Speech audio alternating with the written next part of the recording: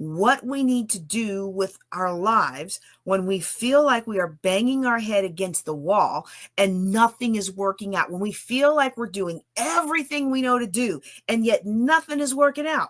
Okay. Now I'm going to tell you this, and I'm going to tell you up front. People have told me and given me feedback in the past that I could probably find a nicer way to say something. I did some really successful training with a very an amazing group of speakers. And I was like, stop lying to yourself. And they were like, I really wish you wouldn't say it that way. And I'm like, yeah, but we need to stop lying to ourselves, because when I say it a different way, you can just keep lying to yourself. Okay. So I am acknowledging right now in front of you, my friends, my internet friends, and my podcast friends, that I know that what I'm about to say is probably going to hurt some feelings and step on some toes. Okay. But see, you didn't come to my channel to be coddled and ego stroked and it's okay, baby. They just don't appreciate you.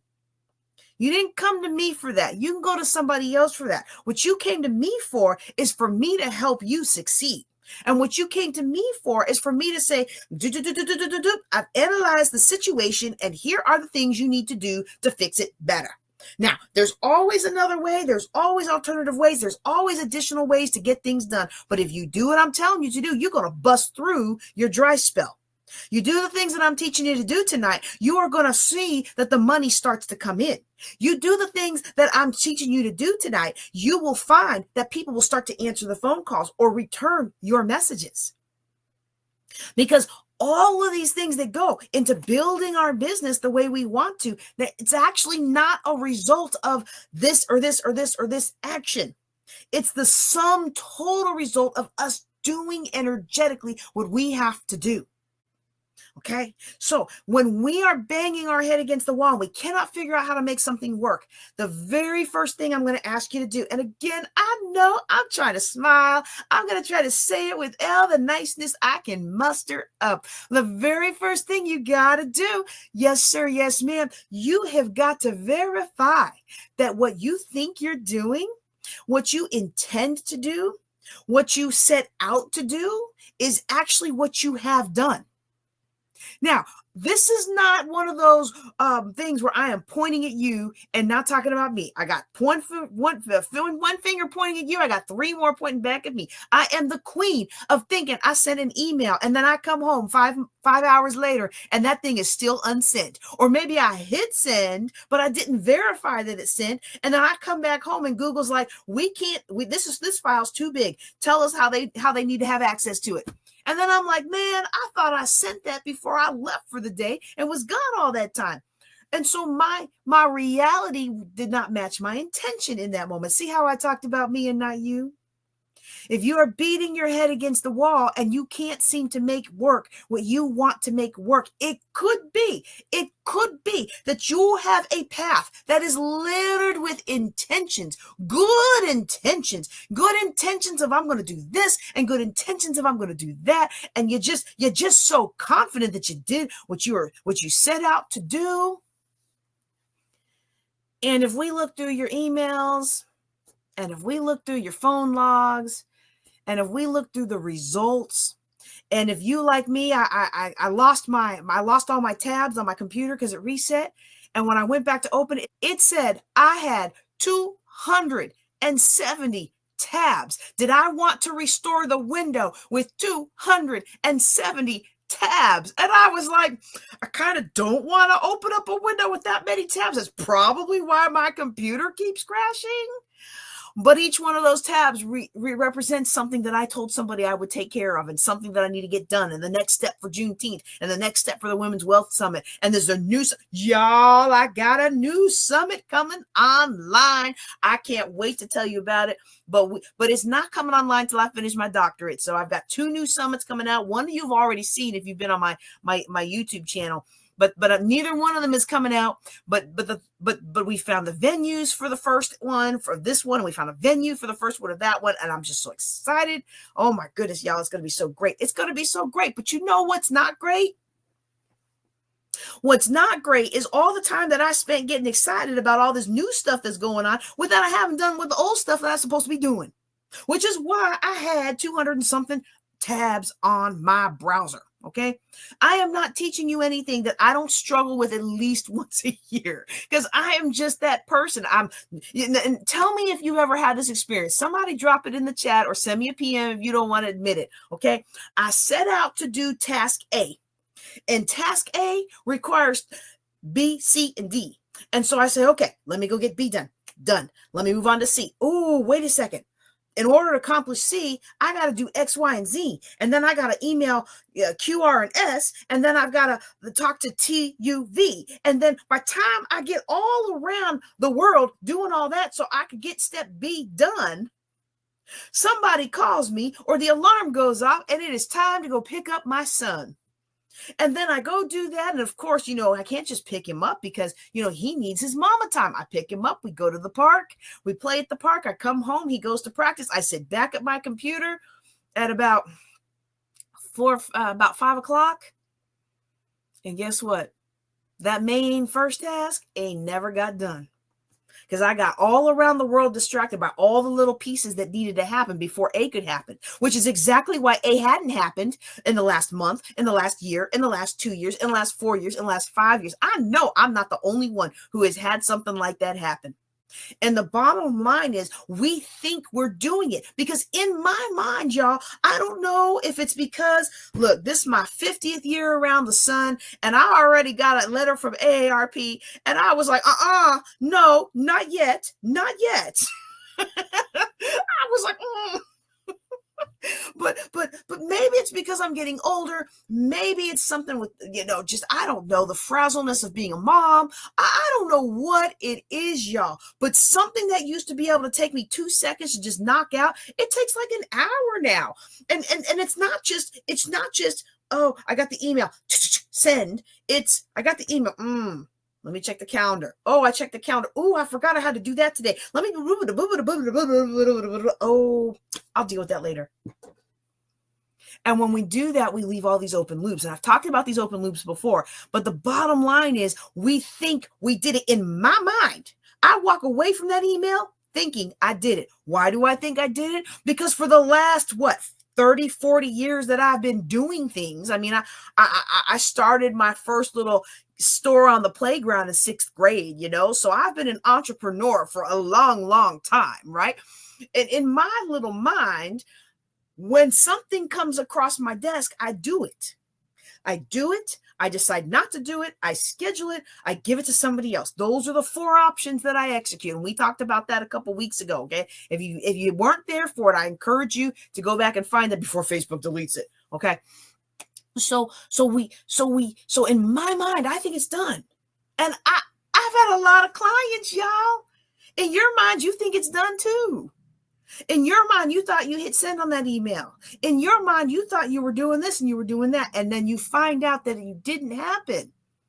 And that's part of why we think we're doing all this effort.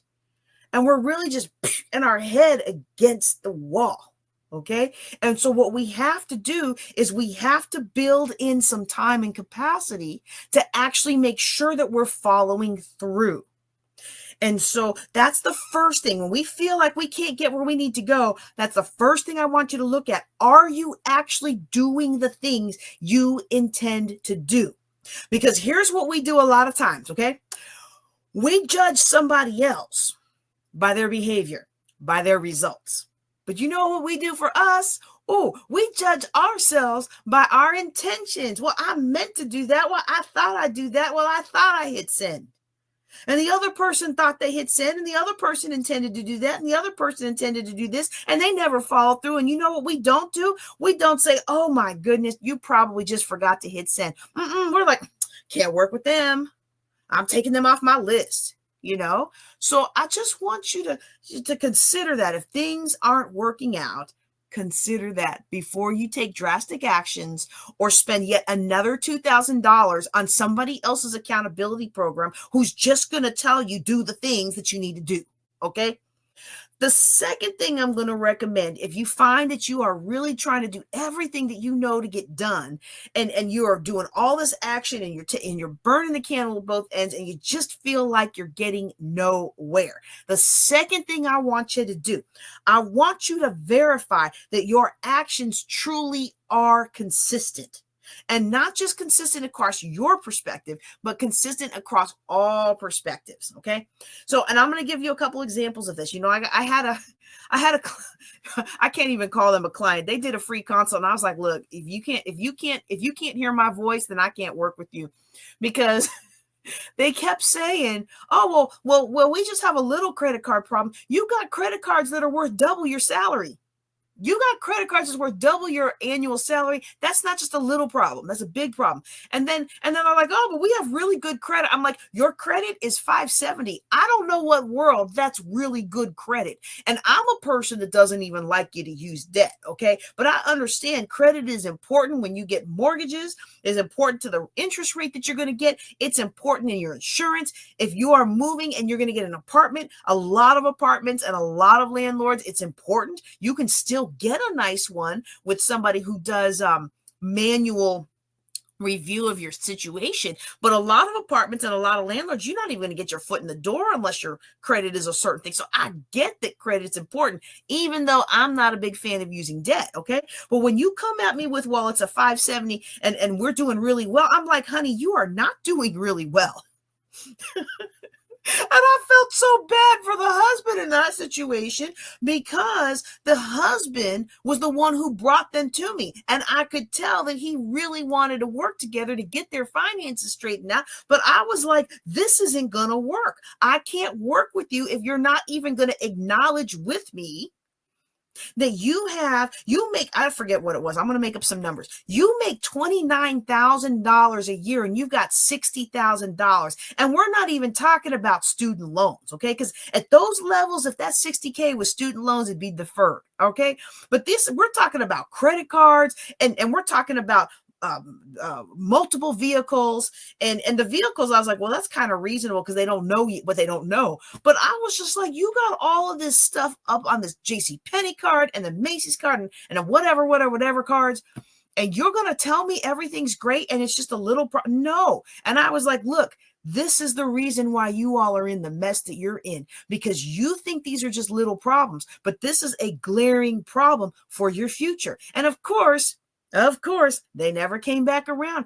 I hope they found somebody else that was nice and sweet and kind. And I hope they eventually got out of debt and got their life pulled out together, right? But that wasn't going to work for me. Because her actions were not consistent. She kept saying, well, I do this and I do this. And I'm like, well, the numbers say you do that. Well, I do this and I do this. Well, the numbers say you do that. Now, if she at any other point had said, oh, well, yeah, I guess you're right, I hadn't seen that before. Ding, ding, ding. Now I can work with you. When she was like, I'm doing fine. I'm doing fine. My dad was a financial planner. I know all about money. And I'm like, most financial planners look at, 22% interest that you're paying every month, and they call that a penalty. And they don't want their baby girls having that kind of debt. Anyway, so that's an example of somebody that's really not, they think their actions are consistent, but their actions weren't consistent, because every time that she would spend a month or two planning well, then she would spend like 3 or 4 just spending whatever. I'll give you an example from my life, and this is not financial, but it is in the sense of building something up. Okay. So I have my business and I have the ministry. Many of y'all will notice that for business, I dropped my daily thoughts and switched to a weekly affirmation. I found, aside from the month of travel where I thought I had it set up for April, where I thought I had it set up, but I didn't, to just go while I was gone. I just found that weekly was what I could consistently do until I can rehire a new assistant. Right. And so that's doing that. That's what I could do. I had to stop lying to myself that I was going to pull off this daily thoughts thing. Now, when I hire another assistant and I get him or her trained up, then we'll go back to the daily thoughts. But for now, we do what we can do. Okay. But my ministry that the Lord gave me, we used to do the daily scripture, and I would do the daily scripture as part of my son's go to school routine. So we'd get dressed and we'd eat and we would have a little bit of time because we try to keep him on the same wake up schedule that if I'm out of town, he has to wake up early to go to dad's office to ride the bus to school. But we don't want that to be a rare occurrence. So we just always wake him up at that time. And then if he and I have time to play before school, then he and I have time to play. Okay. So we stay consistent with his schedule. Well, what we were doing is we were doing that daily scripture as part of the morning routine. And whenever he didn't have school, we weren't doing it. And whenever we were out for a break, we weren't doing it. And I think it was one time after summer break, it was either summer break or it was Christmas break. It was a really long break. And we started it back up and someone's like, oh, it's so good to have you back. And in my mind, I'm like, well, we never left. Why are they saying that? But then they were like, well, you haven't posted one in a couple weeks. And in my mind, y'all, well, yeah, of course. I just posted one no, I posted one last school day. I hadn't posted one yesterday. I posted one last school day, last month, last year, if it was Christmas break, but I didn't publish one last week because we didn't have a morning routine. And so to me, my actions were consistent in one plane. My actions were consistent in the plane of morning routine. My actions were not consistent in the plane of outside third party looking at the ministry. And so a lot of times in our mind, we are consistent in the plane of our business that we see, but we are not being consistent in the plane of our business that others see. And John Maxwell has a very short quote that says, consistency compounds. And the more reliably you do the business activities that you need to do, the more that energy and that effort compounds to bring you the results that you want to have. So when we feel like we're beating our heads against the wall and we just can't seem to make anything happen and we're working so hard and nothing's working out, then I would encourage you to look into whether or not your actions really are consistent across all perspectives and all planes. All right. The third thing that I'm going to recommend we do in that kind of situation is to stop stressing about what we can't do and start focusing on doing the things that we can do. We got to stop stressing about the things that we can't do. And we've got to focus on doing the things we can do. So for example, if this circle, some of you have seen this example before, but I find that it's still a really good example. If this circle represents the things we can do. Okay. So if this circle, this big circle represents the things that we can do. Okay, this represents the things that we can do. A lot of times what we do is we focus on what someone else can do. And we might lament that, maybe we're not as good looking as they are. We probably are good looking enough to accomplish our goals, but they're amazing looking, right? We feel like we may not be as smarter as they are, we feel like we may not be as smart as they are, right? We may not have parents with connections, okay?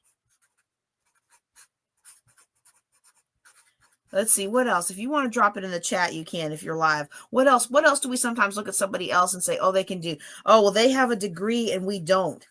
I'm going to tell you right now, I have a couple degrees, but having degrees is not an indicator of entrepreneurial success. In fact, the research shows the higher level degrees, like the people with the PhD, they make way less money than the scrappy entrepreneur who knows how to energize themselves and work with people.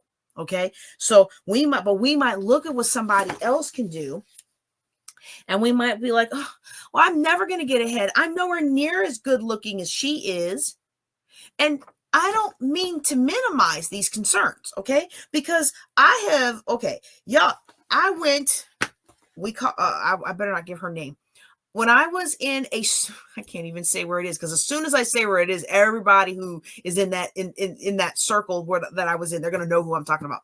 I was in a place with some people one time, and we went to an event. Oh, wow, this is such a vague story. We went to an event. Well, one of the ladies that came with us, I thought she was nice. I thought she was pretty. I didn't think anything of it, but then I've always been kind of a geeky, nerdy, physics geek kind of person. So I've never been a fashionista. I had no idea how gorgeous this woman was considered to be until the entire evening.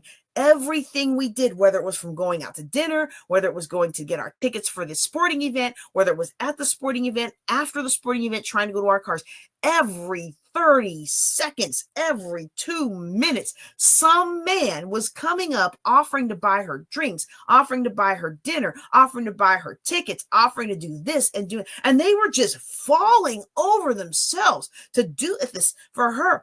And I looked to the person next to me and I was like, what is this? And she was like, oh, welcome to outings with so-and-so. This is just how it is. And I'm like, but what are they? What are they do? Because okay, there's a book series called What Southern Women Know. And one of them is What Southern Women Know About Flirting.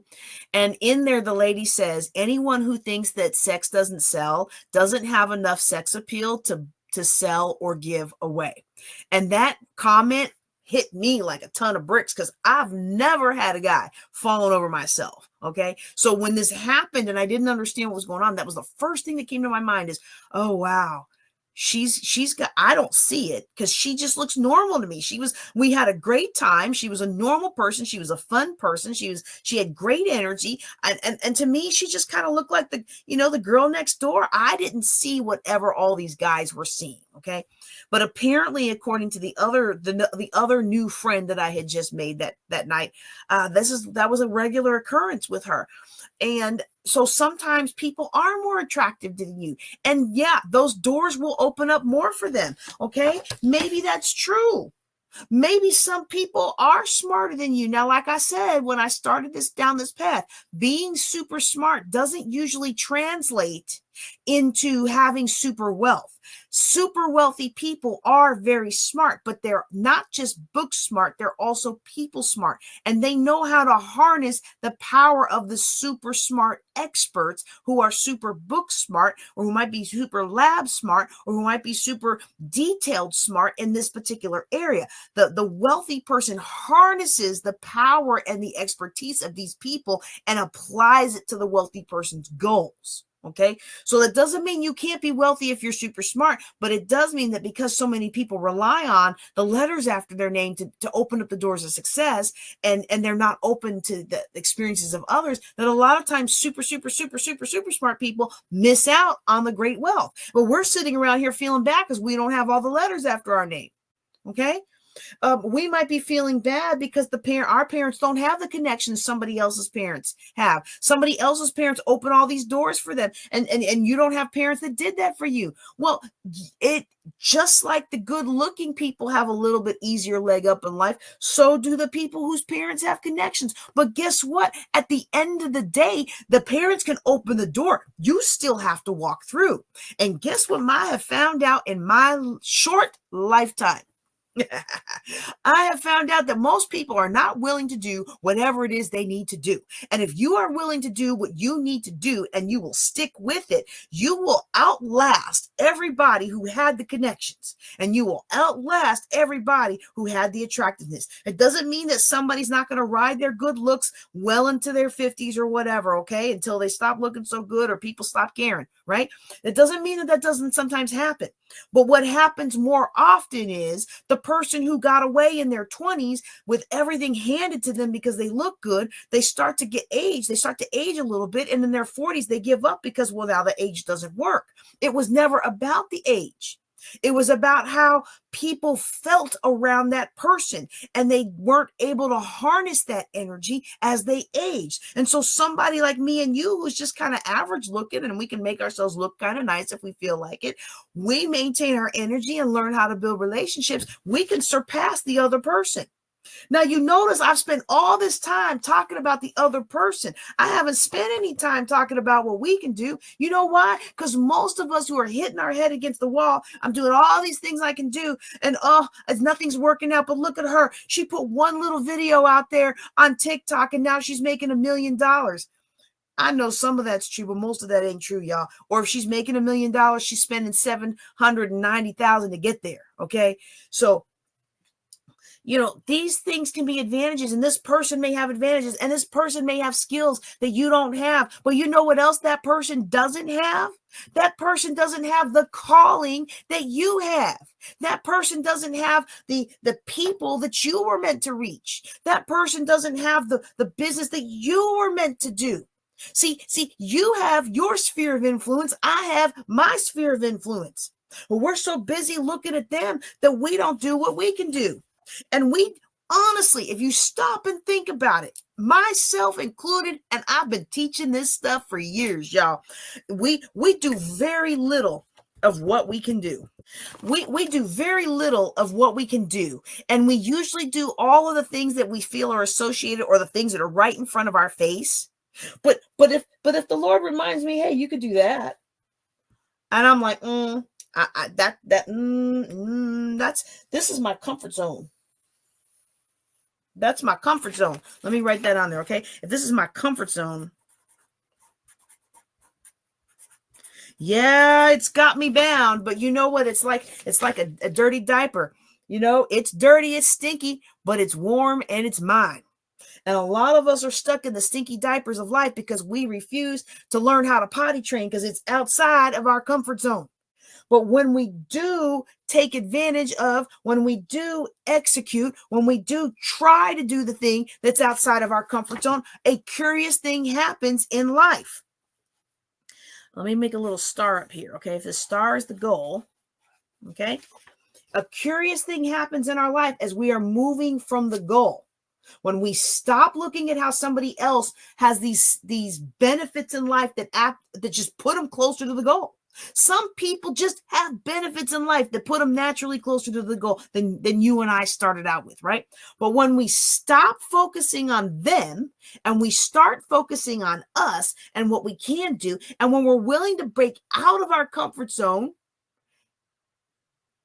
when we're willing to break out of this comfort zone and go towards what we could do that we're not so comfortable with, now the next thing that happens in our life is we now expand the abilities of what we can do. And if we just keep expanding and expanding and expanding, and maybe we get off kilter a little bit, that's this one. We're expanding. Oh, we get distracted by this over here, and we chase after that for a little while, but we get back on track. And then the next thing you know, you will have reached your goal. Their life and their path has nothing to do with your success.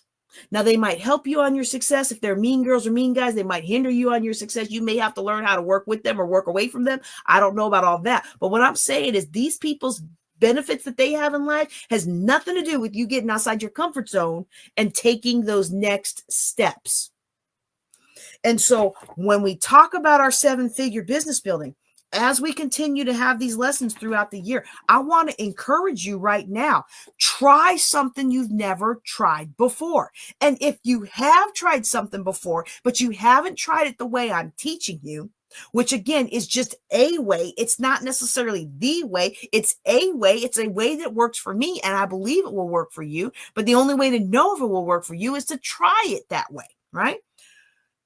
Virtual summits can be something that's outside of your comfort zone. But one of the reasons I recommend it to entry-level entrepreneurs is because you can put on a virtual summit without spending any money. Even in 2025, you can submit, you can create a virtual summit without spending any money, and you can test the concept and see if you can make money. Or if your goal isn't money, you can see if you can expand your influence. If your goal isn't influence, you can see if you can expand your credibility. Like, there's so many different things that you can do with a virtual summit, and that's what we're going to talk about tonight. Okay. And so if you're listening to me as part of the Ladies of Wealth podcast, I want to encourage you to be on Thursdays nights, or I want to, both. I'd like to encourage you to be with us live on Thursday nights, but I'd also encourage you to listen to the next podcast, because the next podcast is going to be how to actually make your first $1,000 with virtual summits.